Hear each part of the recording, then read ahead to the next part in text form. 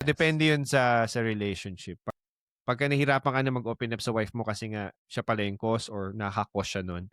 So, have someone accountable to you kung walang yeah, kung wala kang makita na coaching na maging, hearing ear, Yeah. listening ear, ayan. Or a spiritual mentor, puwede rin yun, or pastor na parang mag-help sa'yo.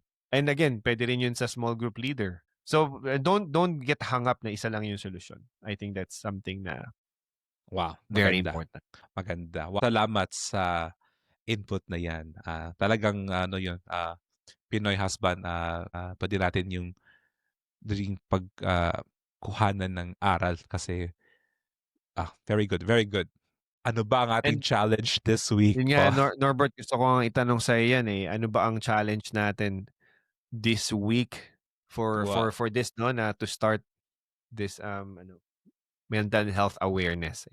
Ang challenge po natin ngayon sa ating episode kasi pinag-usapan natin mental health at, tayo po ay mga Pinoy husbands. Alam po natin ang pinagdadaanan ng isa't isa, especially 'pag nasa abroad ka.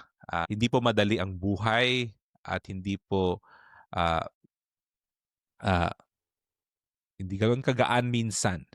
So, ang ating challenge po this week sa ating episode ay kumustahan